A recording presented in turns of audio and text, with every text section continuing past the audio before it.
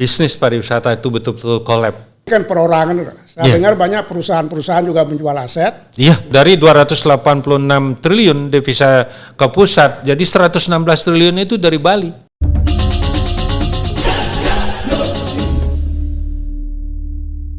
Saudara-saudara sekalian, bertemu dengan channel Bali Era Baru.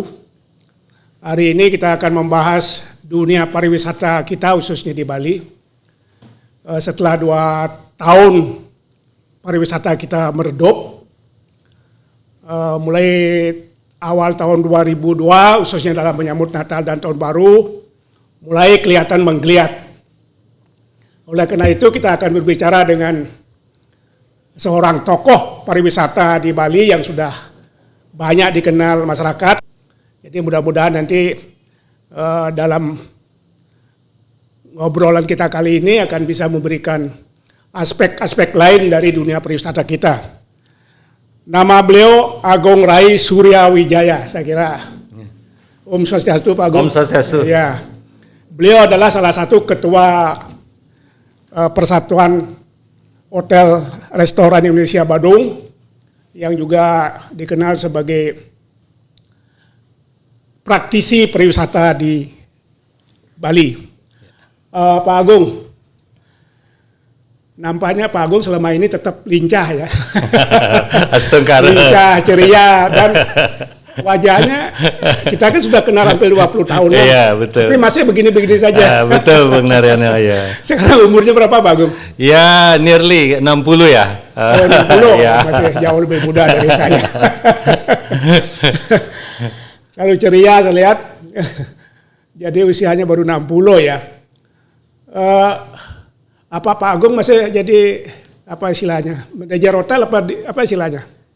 Oh, GM. Ya. GM, ya? Ya, kita punya properti ya di Batu Belik. Oh, ya, jadi di masih Sanur, aktif? Ya. Masih aktif terus ya. Oh, masih aktif juga. Selama ini bagaimana punya propertinya itu? Iya, selama 2 tahun masa pandemi ini ya tentu mengalami penurunan yang sangat drastis sekali ya. Gitu. Kita bahkan 1,5 tahun tidak beroperasi, hanya restoran saja.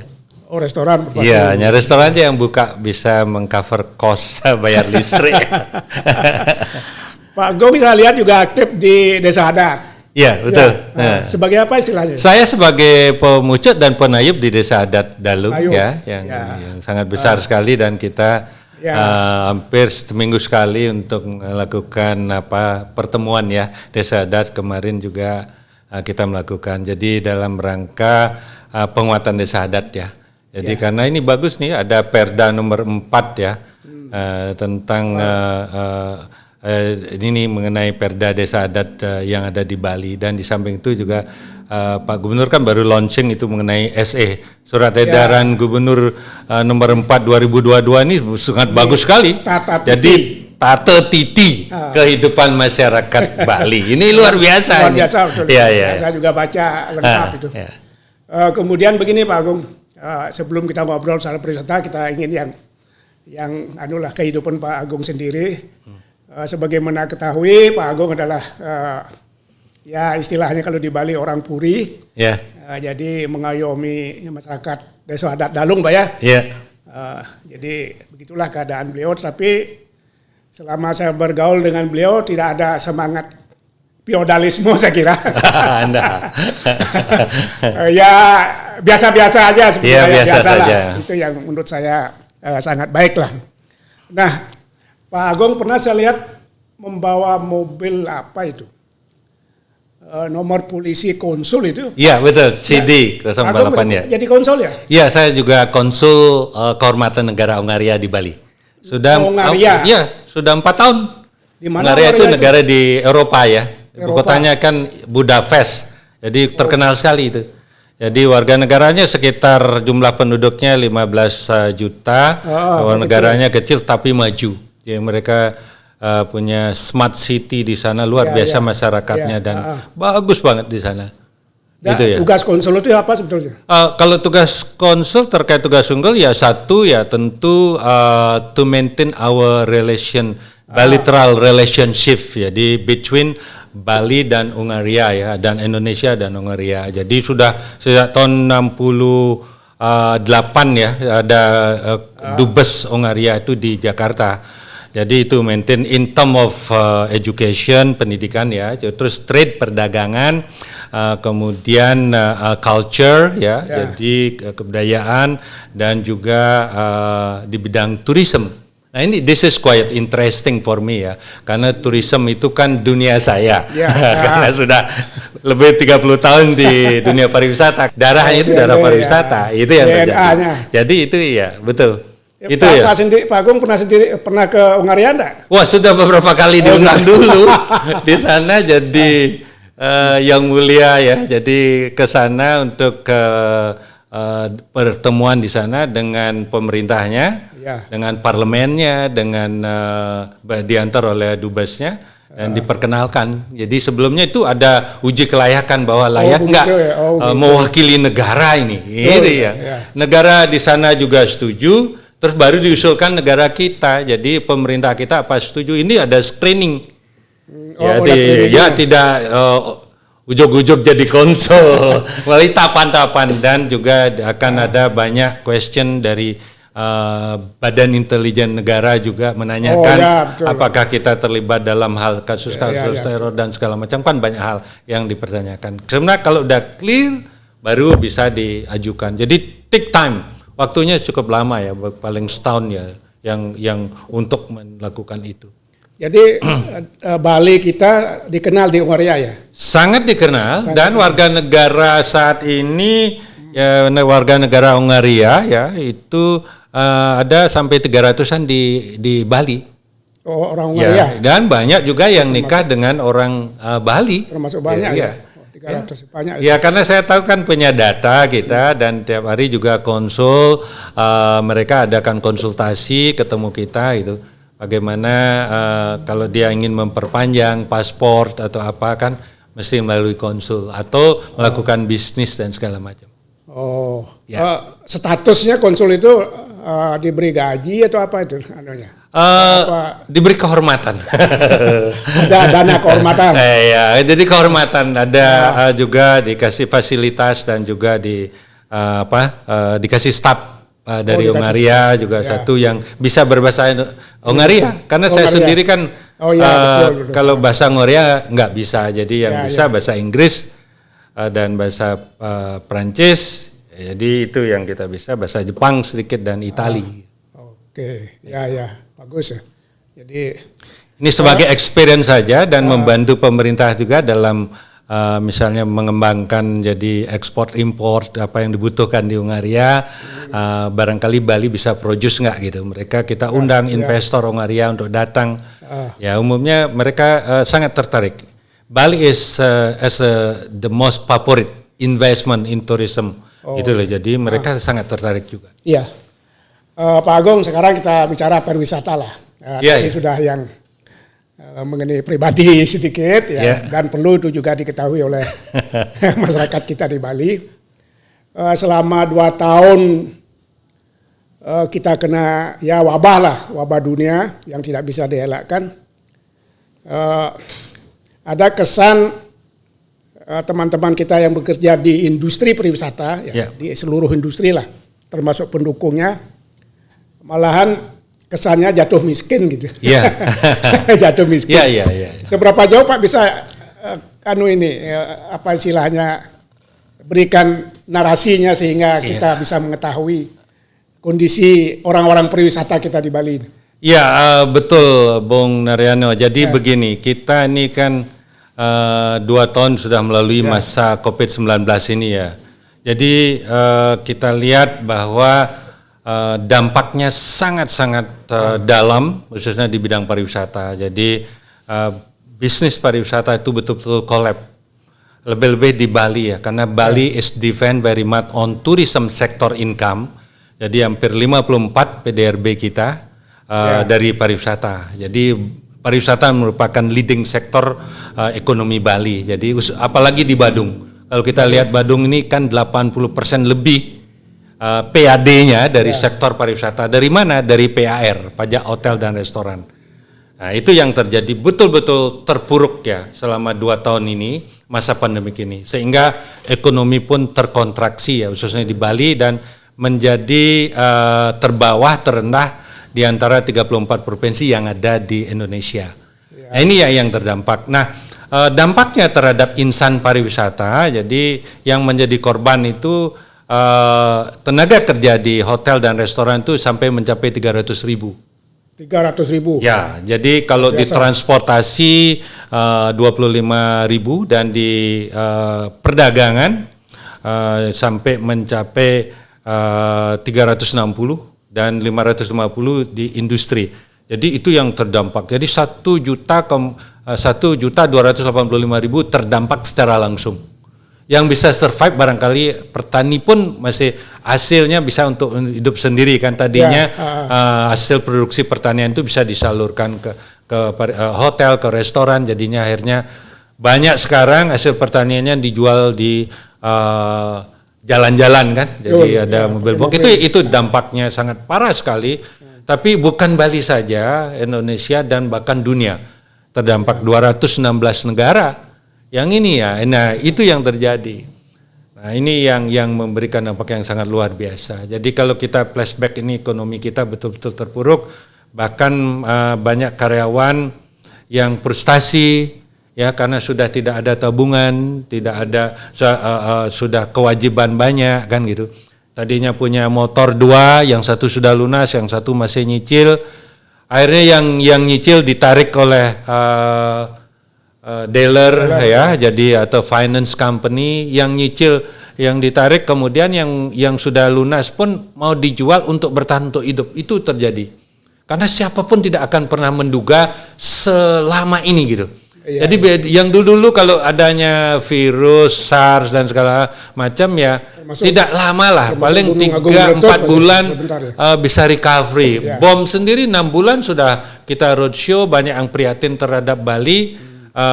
Sehingga Bali itu cepat recovery. Iya.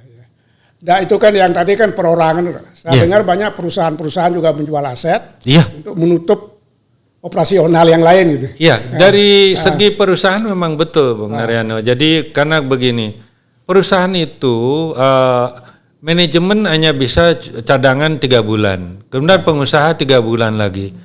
Mantap ya, makan tabungan. Sekarang mereka makan investasi, menjual asetnya karena sudah tidak ada pendapatan di mulai tahun 2020 2021 sangat parah sekali, dan baru akhir-akhir ini mulai kita menginjak ke triwulan keempat, jadi mulai Oktober, November, Desember mulai menggeliat ekonomi Bali ini. Nah itu yang terjadi. Jadi sungguh sangat memprihatinkan, baik di bidang industri, karyawan sendiri sangat memprihatinkan. Dan ada beberapa yang PHK. Yang saat ini kan ke DPRD Badung ya. Hari ini mereka jadi dari Royal, Seminyak, dari Sofitel dan juga W. Jadi mereka banyak yang di PHK, ribuan yang di PHK dan juga puluhan ribu di layoff, dirumahkan. Jadi rumahkan tanpa gaji, itu yang sungguh sangat memprihatinkan kita. Ya. Dan saya lihat juga banyak yang mengalih ke profesi lain, berjualan, dagang. Betul, memang beberapa mereka lakukan shifting business, yang punya expert atau ahli di bidang makanan, mereka mencoba untuk membuka kecil-kecilan, usaha kecil-kecilan UMKM. Kemudian ada yang berhasil dan banyak juga yang gagal. Nah, karena daya beli masyarakat kan juga menurun. Itu yang dilakukan. Jadi memang betul itu. Nah ini saya rasa kita harus, Bali ini ditangani secara khusus ya harusnya. Extraordinary ya. Jadi gini, karena tidak kita bisa biarkan ini sedikit beda dengan daerah lain. Daerah lain kan tidak hanya dari pariwisata saja, ada dari batu bara, ada hasil hutan atau minyak, ada nikel dan segala macam, ada sumber alamnya yang lain. Harus ini, karena saya lihat Bali pun kita lihat memberikan kontribusi yang besar terhadap pemerintah pusat, devisanya. 2019 pada saat normal itu dari 286 triliun devisa ke pusat, jadi 116 triliun itu dari Bali, 43%-nya. Kalau kita lihat setahunnya sampai 116 triliun, berarti sebulan itu lebih dari 10 triliun. Ini Luar pemerintah biasa, pusat juga kehilangan, makanya Bali harus dengan khusus. Nah kita saat ini Bung Narayana, kita tahu sendiri bahwa pemerintah Provinsi Bali, kabupaten dan kota dan satgas sampai ke desa adat melibatkan 1493 desa adat dilibatkan. Astungkara COVID-19 ini bisa terkendali. Yang dikhawatirkan pemerintah pusat dulu kan karena Nataru itu. Ya. Sehingga ada perketatan betul-betul, ada PPKM Nataru. Jadi itu, apakah nanti melonjak seperti tahun 2020 kan itu khawatir ya. Sangat wajar. Itu yang persoalannya. Jadi memang tidak gampang ini menghadapi virus. Jadi menghadapi musuh yang tidak kelihatan. Ya, nah, itu Pak Gong sebagai Ketua PARI Badung kan kemarin ada teman-teman Pak Gong sendiri ngancam mau demo dan lain sebagainya. Ternyata bisa diredam. Bagaimana kuncinya? Mereka apanya aja getak sama aja. Iya betul ya. Saya sangat paham dan sangat mengerti. Karena saya juga orang lapangan. Jaga tiang ini orang lapangan langsung melihat situasi yang sungguh amat memprihatinkan. Tidak gampang memang. Kalau kita bilang sabar itu tidak cukup segitu. Jadi ya kalau punya uang. Kalau tidak apa, untuk makan besok aja susah. Jadi bicara dengan orang yang lapar beda dengan situasi yang normal. Gitu. Ini agak sulit memang. Jadi ada ajakan-ajakan itu. Jadi kita selalu mengadakan komunikasi yang intens dengan asosiasinya, dengan ketua-ketuanya dan tokoh-tokohnya, dan kita sosialisasikan ke bawah bahwa ini situasi dunia. Bukan kita aja. Kalau kita saja mungkin kita ini ya. Tapi bagaimanapun juga kita harus gerak. Kita ini harus tidak bisa give up. Don't give up. Kita harus get up. Itu kita jangan menyerah. Kita harus ini. Saatnya sekarang bukan saatnya kita menangis dan mengeluh. Saatnya kita harus bangkit dan berdiri. Itu yang kita harus pegang. Kita terus semangat. Itu Astungkara diberikan kesehatan gitu. Ya saya terus semangat dan mendorong dan banyak betul Bang dari coba berapa korban di dunia ini ya.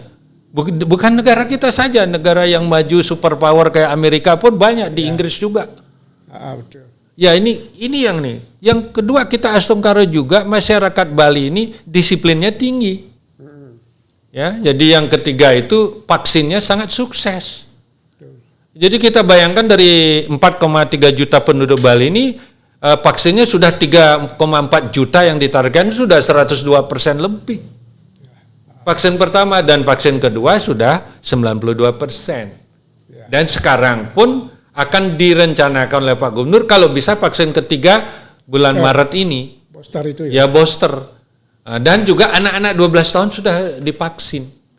Nah sehingga sudah tercipta herd immunity. Nah itulah kesiapan Bali. Nah makanya ingin bagaimana ini biar jangka pendek itu biar bisa kita nyambung hidup kita. Kalau jangka panjang, hampir semua teman-teman yang di stakeholder pariwisata itu mengapresiasi program gubernur. Yang mana itu diapresiasi? Programnya banyak sekali. Pertama mengenai infrastruktur. Kita lihat ya, beliau memperjuangkan dalam situasi yang begini parah. Beliau dengan pengalaman 3 periode jadi DPR RI, dengan connectivity, dengan networking baik dengan pusat, banyak dapatkan proyek-proyek. Ini bisa menghidupkan ekonomi kita. Contoh ya 3 dermaga. Iya, dermaga Sanur, dermaga Nusa Penida dan Lembongan. Ini kan segitiga emas ini. Bagus sekali ini untuk infrastruktur kita. Jadi kalau nanti nyebrang ke Nusa Penida tidak perlu turun ke laut lagi kan, sudah ada dermaga yang bagus. Begitu juga penataan kawasan suci Pura Besakih. Ini luar biasa. Ini secara skala dan niskala. Belum nanti ada benua Bali Marine Hub-nya yang dibangun untuk cruise Oh, luar biasa nih. Kalau ini sukses 2023 ini, cruise bisa berlabuh di sana, membawa tamu-tamu juga. Satu cruise bisa puluhan ribu datang. Jadi membangun infrastruktur laut, darat dan udara. Itu sudah integrated banget. Dan semuanya menunjang pariwisata. Iya, itu semuanya beliau bangun. Belum lagi pusat kebudayaan. Bali di Kelungkung. Jadi belum juga nanti shortcut akan selesai 2023 ini, begitu juga tol, kemudian lapangan terbang atau airport akan dibangun Bali Utara dan segala macam.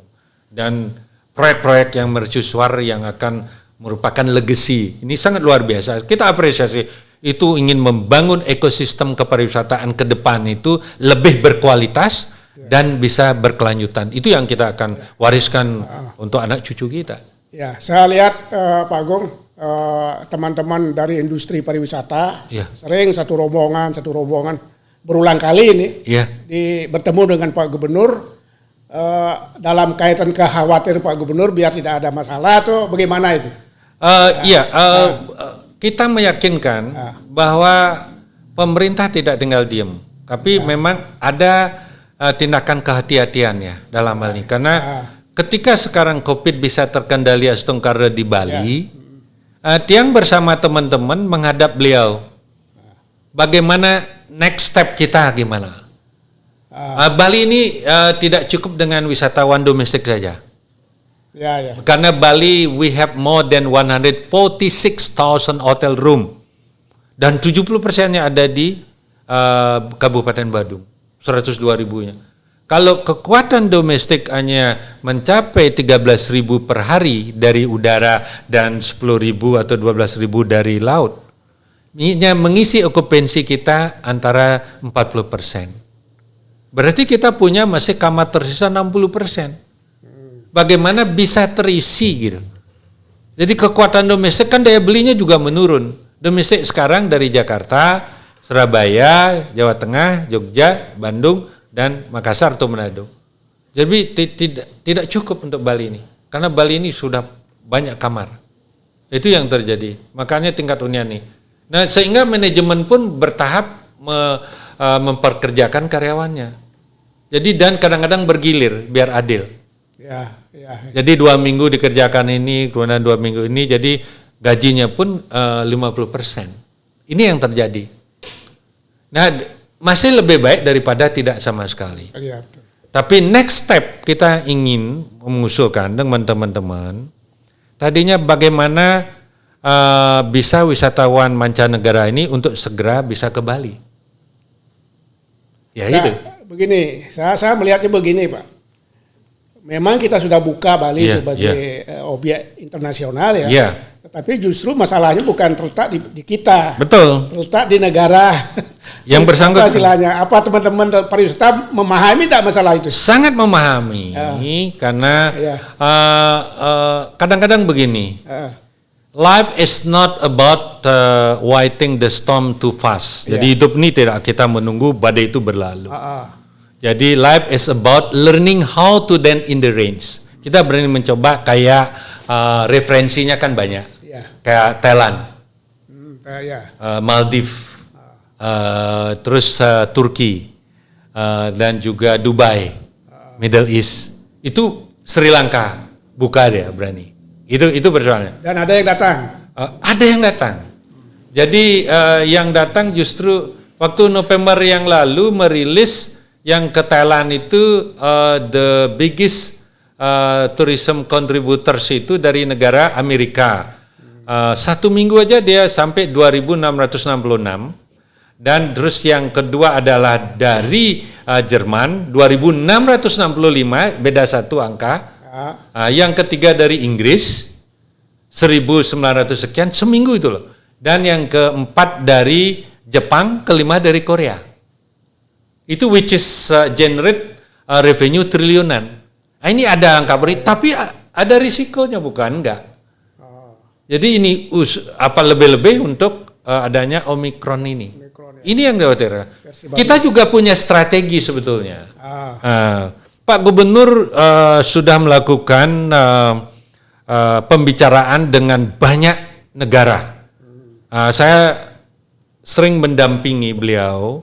Kita dengan Dubes Australia, Dubes Jepang, Dubes Polandia, Portugal, dan Dubes Korea, semualah, Dubes Cina.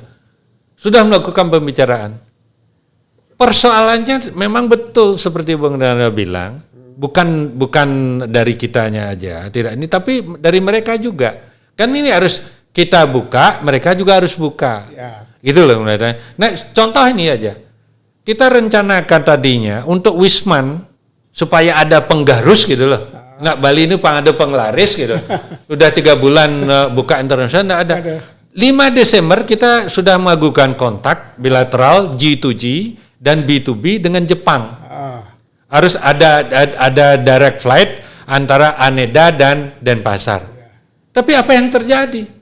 Begitu Omicron itu masuk ke South Korea, kemudian terus ke Israel, kemudian ke Eropa, kemudian Amerika, jadi Eropanya kena Inggris dan Prancis, kemudian Amerika dan Jepang kena. Akhirnya Jepang sendiri meng-lockdown. Sebelum tanggal 5 itu di lockdown. Nah inilah, padahal kita ini, Indonesia sekarang masih paling aman. Karena kasusnya terkendali, khususnya apalagi Bali. Bali ini kan Tenggara, ya yang betul-betul ya, ini 1 digit kan. Ya itu yang terjadi. Dari merekanya. Yang penting kita sudah melakukan. Nah problemnya juga, seperti Australia. New South Wales, seperti Sydney, Melbourne, Victoria, itu udah buka. Negara udah bisa membolehkan keluar. Tapi persoalannya pemerintahnya boleh kamu keluar, tapi kalau kamu datang lagi balik ke negara Australia harus karantina 14 hari, 2 minggu. Mereka nggak mau, nggak jadi. Jadi itu strategi negara biar mereka traveling di domestik aja. Karena kalau mereka karantina 2 minggu akan nambah kosnya lagi 3.000 Australian dollar. Itu 35 juta, mana mau dia. Gitu loh. Misalnya datang dari Bali, balik ke Australia 3 bulan, nggak mau dia. Nah sekarang Perth mengeluarkan aturan, boleh keluar sekarang. Apalagi ke Bali, mereka udah ada loh, sudah booking di daerah Kuta. Jadi saya cek itu ke lapangan, ada yang udah booking mulai April, Mei, Juni, Juli. Februari tanggal 5 mereka mengeluarkan aturan boleh keluar. Jadi boleh keluar. Asal sudah 2 kali vaksin, negatif. Kemudian kembalinya di swab negatif tanpa karantina. Itu yang terjadi. Lebih mudah. Lebih mudah dia berani karena otonom mereka kan punya daerah-daerah sendiri ya, seperti primer itu. Jadi primernya yang in charge gitu. Seperti gubernur-gubernurnya lah mempunyai kewenangan sendiri. Itu yang terjadi dan risiko ditanggung kan. Itu ya nih. Nah, sekarang persoalan kemarin berapa kali diskusi pertemuan dengan Pak Gubernur bersama komponen pariwisata yang adanya PARI, di sini ada GMA, ada GIPI, ada API dan semuanya ini kita bertemu dengan Pak Gub, membicarakanlah, kita mengadakan two-ways communication.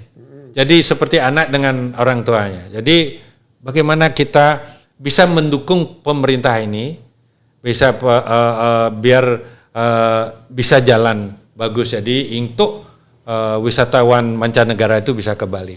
Jadi beberapa yang terkait dengan regulasi, Pak. Jadi kita usulkan 5. Pertama mengenai visa.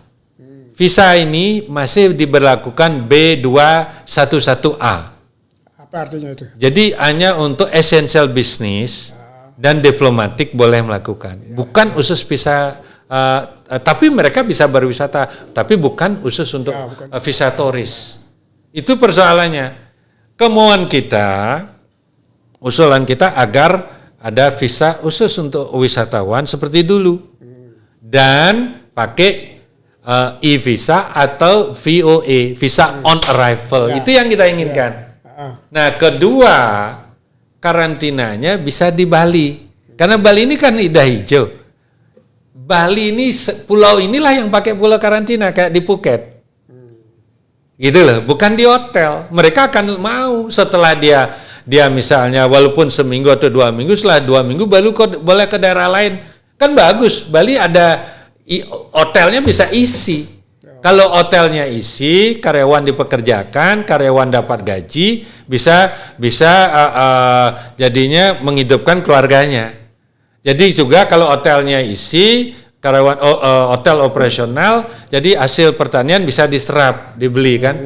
Jadi buah bisa disalurkan, telur, ayam, daging ayam dan jadi semuanya itu beras semuanya bisa disalurkan. Itu maksudnya dihidup. Karena kuncinya di pariwisata. Bagaimanapun juga. Itu yang kedua ya. Kita ingin yang ketiga ini memperluas. Jangan 19 negara aja gitu. Oh ya. Negara yang lain yang sudah low risk, jadi yang risiko rendah dan hijau gitu. Jadi ini yang penting kan, kalau sudah hijau, why not gitu? Kenapa kita nggak usulkan kan? Ayo kita kan negara mereka sangat cinta Bali, mereka rindu Bali. Jadi Saya lihat 5 syarat itu usulan dari industri pariwisata. Oh iya. Apa dari Bali ke Jakarta? Oh dari Bali, usulan teman-teman industri pariwisata. Pak Gong, kalau nanti kondisi normal kembali seperti sebelum COVID lah. Ya. Jadi daripada mereka libur di negaranya mahal, mendingan mereka ke Bali kan gitu. Itu selain memperluas itu. Nah yang keempat itu mengenai flight policy. Di sini agak menghambat. Itu disantumkan by origin country. Jadi harus terbang misalnya dari Dubai, harus dari Dubai ke sini kan. Tidak mungkin, mereka bisa aja dari Eropa ke Eropa Timur nanti ke Middle East, atau dari Eropa ke Singapura dan pasar kan boleh. Jadi tidak harus direct flight itu. Karena mereka kan harus menaikkan muatan lagi kan. Jadi ada yang 1-2 turun, naik juga ada, jadi sehingga bisa mengisi. Karena kalau enggak kan susah pesawat itu untuk full kan dari mulai satu origin country langsung ke Bali, nggak mungkin. Seperti charter flight seperti itu agak sulit. Kecuali punya grup-grup yang meeting yang besar gitu. Itu yang kesulitan. Terus yang kelima itu mengenai insurans. Insurans itu sebenarnya tidak ada masalah sebenarnya. Insurans itu saya baca betul itu kalau antara 100 sampai $200 sudah mengcover COVID. Oh gitu. Jadi tidak perlu penjamin menurut saya. Untuk apa? Kalau mereka kena COVID, mereka sudah punya insurans. Yang penting rumah sakit kita di sini kerjasama dengan insurans company-nya mereka gitu loh. Jadi kalau mereka kena sakit di Bali, kita sudah punya mitigation plan. 62 rumah sakit sudah disiapkan, 25 tempat PCR sudah ada, sudah ready. Bali ini sangat siap menurut saya. Setelah berapa kali saya ajak meeting, terus kita usulkan kepada Pak Gubernur sebagai karena kita ingin satu pintu sekarang. Jangan selanang-selonong semua. Kita kan ada pimpinan, Pak Gubernur kan sebagai sangawarat ya di sini yang menjadi Gubernur Bali, pimpinan kita. Jadi melalui beliau mengusulkan. Ada rencana kita memang ada pertemuan ya selanjutnya yang terkait dengan mengenai Pak Lauli ya. Jadi ini ke imigrasian ya. Jadi mengenai Menteri Hukum dan HAM kan itu terkait, kemudian Menteri Kesehatan, Pak Menko juga kan semua terkait ini kan. Jadi Menhub, Menlu kan kita ini akan kita usulkan. Jadi kita bedah satu persatu. Mudah-mudahan dalam waktu dekat nih minggu depan kita bisa ketemu beliau. Jadi itu yang kita harapkan karena kewenangannya sekali lagi saya sudah jelaskan sama teman-teman industri pariwisata dan Semeton Bali adalah pusat punya kewenangan full. Karena ini masalah pusat punya Mahotata. Jadi menata seluruh wilayah NKRI ini termasuk Bali karena Bali bagian dari NKRI. Kalau Pak Gubernur kewenangannya Lokodresto kan mengatur hanya Bali ini saja kan. Jadi apa permasalahannya, jangka pendeknya adalah ini, jangka menengahnya ini dan jangka panjang ini kan. Sudah kita usulkan karena ini memang situasi dan kondisi Bali ini paling parah soalnya yang terdampak itu persoalnya. Ya, baik. Berarti kan saya yakin juga pariwisata akan meledak ya di Bali. Apakah Bali akan tetap eksis sebab sekarang perkembangan pariwisata kita di Lombok, di Banyuwangi juga mulai menanjak juga saya lihat. Kira-kira bagaimana masa depannya? Apa nanti Bali menjadi apa istilahnya? Tuan rumah G20 ya? Jadi baru dia ke Banyuwangi, baru dia ke kira-kira bagaimana Pak? Iya betul. Ini pertanyaannya bagus ya. Banyak yang menanyakan, ada kekhawatiran. Ya, kekhawatiran itu. Saya banyak dapat komen secara langsung ya. Jadi dari teman-teman bisnis partner kita di luar negeri dan komen-komen, guest comment yang stay di hotel. Jadi Bali tourism could be exist as long as Balinese people could maintain a tradition and culture. Itu. Jadi artinya begini, sepanjang masyarakat Bali ini bisa memelihara kebudayaannya, gitu, adat istiadatnya, alamnya yang bagus, mereka tidak akan pindah. Jadi Bali ini tahun 2021 dinobatkan menjadi the best and the most popular tourism destination in the world. Di dunia, bukan Bali ini bersaing dengan negara. Ya, bukan gitu. Dengan iya, di Asia Pasifik selalu nomor 1 di dunia, tadinya nomor 4. Pertama itu adalah London, kedua itu Paris, ketiga itu Yunani, Greek, yang keempat Bali. Sekarang Bali nomor 1 tahun 2021. Itu persoalannya. Apa kriterianya apa itu? Kriterianya ada 5, sangat simpel. Pertama itu ternyata bukan karena indah. Pertama karena culture. Culture, ya, budaya. Ya, number 1 because of the culture. Jadi Bali is a blessed island with a beautiful nature and a very unique culture. Kita ini karena budaya pertama. Kedua ini karena people, manusia Bali. SDM Bali yang hospitable, yang ramah. Kalau ini tetap dijaga, yakin mereka akan datang. Itu dunia hospitality kan harus begitu, hospitable orangnya, harus ramah, senyum, biar enggak punya uang ya tetap senyum kan gitu ya. Nah, itu karena itu yang terjadi. Itulah Bang Narjana. Jadi yang ketiga karena beautiful nature. Kita lihat alam kita ini anugerah Ida Betaro ya. Jadi punya pantai yang indah, punya rice field, sungai yang indah, mountains, semuanya kita punya yang indah. Sekarang dikembangkan ratusan desa wisata lagi di Bali. Banyak destinasi baru. Ini yang harus kita pertahankan. Ini yang sebabnya yang ketiga. Nah yang keempat karena price, good value for money. Jadi ini tidak murah, tidak mahal. Itu yang jadi good value for money bagi mereka. Jadi affordable. Kalau mau mencari hotel yang $200 ada, 2.000 juga ada, dengan $20 juga ada gitu. Tidak ada masalah di Bali. Yang kelima ini karena security, keamanan. Bali is very easy. Nah, ini karena one island, jadi satu pulau itu gampang untuk mengamankan. Pulau Bali ini gitu. Jadi dari security wise itu jauh bisa terkontrol orang yang datang. Kalau serius ya kita bangun security system mulai udara, mulai darat dan atau laut itu semuanya akan gampang mengamankan. Itu persoalannya. Jadi 4 kriteria yang menjadi prioritas itu Bali menjadikan the best tourism destination island in the world. Itu yang luar biasa. Dan kita tidak usah takut adanya 10 destinasi baru yang tadinya disebut 10 New Bali kan. Bali baru. Sebenarnya ngapain 10 New Bali kan? Jadi biar aja destinasi masing-masing, NTB, Lombok ada apa namanya NTT dibangun di sana kan, gitu loh. Ada Danau Toba, ada Borobudur, dan tidak usah dirubah lagi. Jadi Bali is Bali, this is the original Bali gitu. Karena inginnya numpang tenar, tapi apapun tidak masalah. Jadi Bali ini tetap jadi hubnya. Jadi kita itu menjadi hubnya. Jadi Jadi mereka datang dari Europe ke Bali dulu, setelah seminggu atau 10 hari di Bali baru keluar. Kan biasa, kita juga begitu. Kalau kita mau ke Europe, masa ke London aja atau ke Paris saja, pasti kita kunjungi. Kalau saya langsung pasti ke Budapest juga, karena saya jadi konsul negara di sana, ke Doha, ke mana kan, itu kita lakukan. Nah, kaitan apa yang Pak Agung jelaskan tadi mengenai manusia, mengenai alam, kan Pak Gubernur sekarang juga sudah komit bagaimana alam kita harus dipelihara, manusia Bali-nya juga harus lebih berinovasi, lebih berkualitas, lebih baik, kemudian budayanya kan tiga poin itu saya lihat dikembangkan oleh Pak Gubernur. Kemudian pariwisata itu adalah bonus. Betul, setuju. Bagaimana industri pariwisata menanggapi ini kadang-kadang?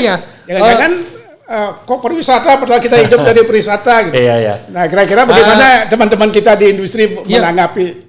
Ya, memang saya berusaha menjelaskan biar clear ya. Ya bonus saja pariwisata gitu. Betul. Kalau tidak ada alam yang indah, manusia yang ramah, gitu misalnya, budayanya yang unik, siapa yang mau datang? Gitu. Kalau dengan ada inilah pariwisata itu datang. Jadi logis sehingga dilogiskan jadi bonus. Ini yang terjadi. Jangan salah ya. Kadang-kadang kan orang salah ya menilai. Coba sekarang kalau kita rubah, kalau kita nggak bertahan dengan pariwisata budaya kita bersaingnya dengan mau Bali jadikan Hollywood. Ya enggak lah. Kita kan nggak ingin gitu loh. Makanya kita ini harus sebagai masyarakat Bali apresiasi kepada pemerintah Provinsi Bali yang sutindih terhadap alam Bali, budaya Bali, manusia Bali gitu. Ini kan seperti baru berapa hari yang lalu di Samuan 3 kan beliau mengenai launching mengenai SE nomor 4 tuh tata titi kehidupan masyarakat Bali. Kalau itu dilakukan itu lebih mantap lagi lah Bali ini ke depannya. Yang dimaksud tata titi itu perilaku kita Pak ya? Ya, semuanya sudah diatur. Ya, karena apa yang sudah kita wariskan dari leluhur kita. Kalau kita ikuti itu, kita itu menjadi mercusuar dunia. Orang akan datang, taksu Bali akan meningkat dan orang tidak disuruh datang pun akan datang ke Bali. Mereka akan curious untuk datang ke Bali gitu. Apalagi dengan ikon kita Bali the Island of Gods. Mereka curious apa sih Bali itu gitu. Mereka akan datang. Makanya ke depannya memang kita wacanakan road to quality and sustainable tourism. Jadi biar pariwisata Bali ini berkualitas. Kita ada perda yang mengatur dengan standarisasi itu ke depannya. Nah ini. Nah, tahun 2022 ini akan mulai disosialisasikan baik yang berupa perda, berupa pergub yang terkait dengan itu. Karena beliau akan genjot ini, kita harus juga, industri harus memahami dan kita harus bersatu. Karena ini harus kolaborasi. Tidak bisa, karena membangun kepariwisataan Bali ini harus ada 4 stakeholders. Jadi dasarnya itu, jadi ada destinasi yang berkualitas, itu yang ada industri itu yang profesional dan berkualitas, yang ada kelembagaan dan ada pemasaran. Nah, ini akan disupport oleh 5 pentaelik pembangunan kepariwisataan. Apa itu? Gampang. Cara ngapalnya A, B, C, G, M. A itu akademisi yang terlibat. B ini adalah bisnis, industri. Jadi C ini community, masyarakat. G ini government, pemerintah. M ini media. Nah, dunia transformasi digital seperti ini, media kan. Sedikit aja ada sesuatu, ini media yang peran penting ini. Makanya kita harus berkolaborasi semuanya. Jadi itu yang ini ya. Jadi stakeholder pariwisata itu harus bersatu. Kolaborasi ini menjadi new competition kita. Kita nggak bisa sendiri. Istilah Balinya kan tan ano wong sakti sinunggal kan. Nggak ada. Jadi kita harus bersatu. Jadi pemerintah sebagai regulator, industri sebagai eksekutor, dan community sebagai pendukung. Masyarakat ini diperdayakan. Biar ada manfaat daripada pariwisata itu sendiri. Kalau nggak ada manfaatnya untuk apa kan gitu? Membangun sesuatu, ada nggak manfaatnya untuk masyarakat kita gitu? Jangan-jangan untuk ke investor saja gitu, kepentingan mereka aja gitu. Jadi jangan sampai investor juga eat and run. Siapa yang harus kontrol gitu?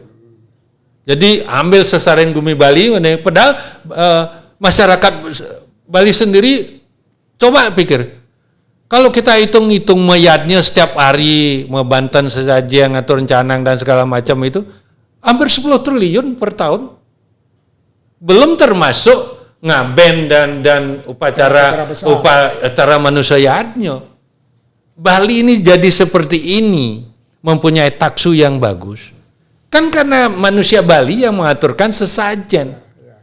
Jadi makanya itu bagus ini.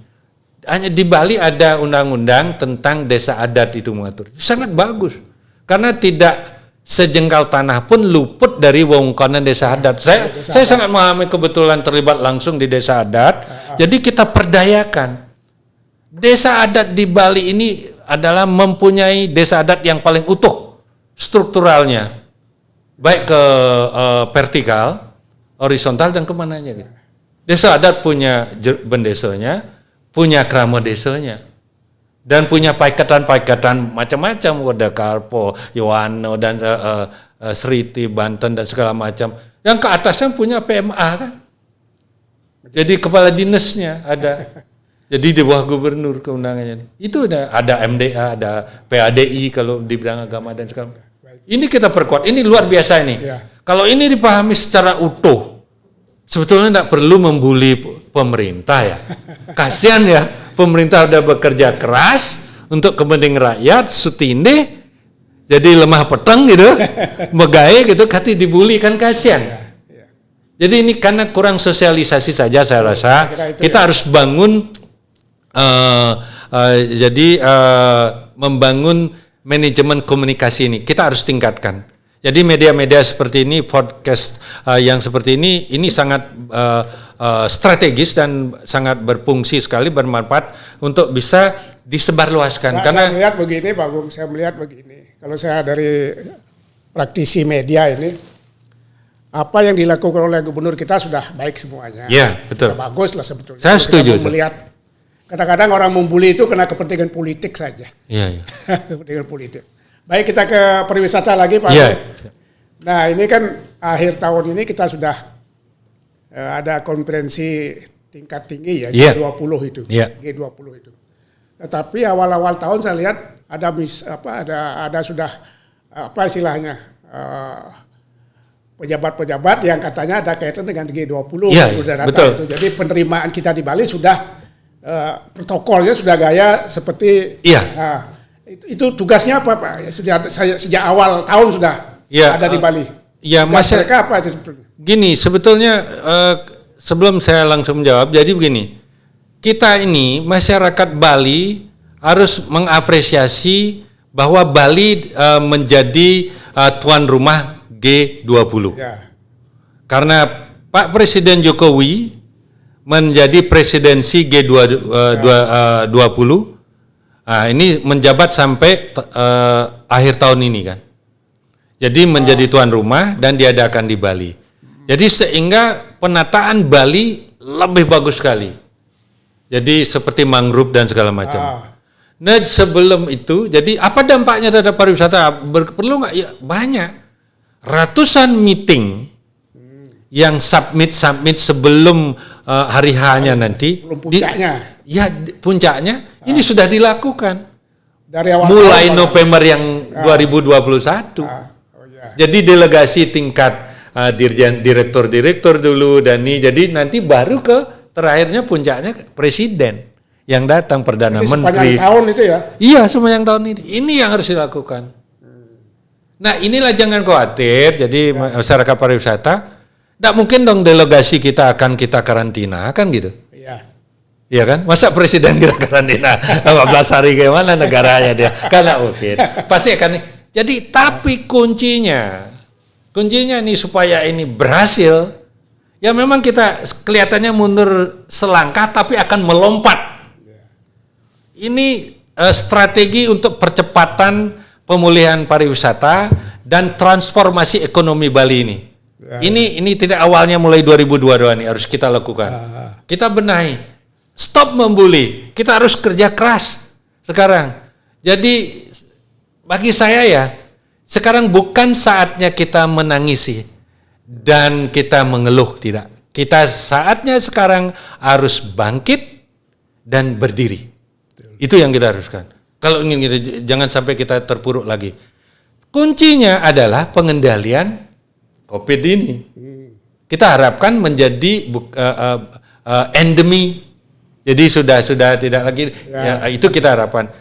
Kuncinya disiplin masyarakat, prokes yang ketat, gitu, dan lakukan vaksin. Jangan takut divaksin.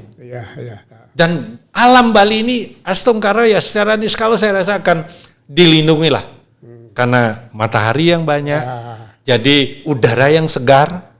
Makanya orang kan datang ke Bali untuk mencari udara segar, itu persoalannya. Dan situasi yang ramah dan ini itu.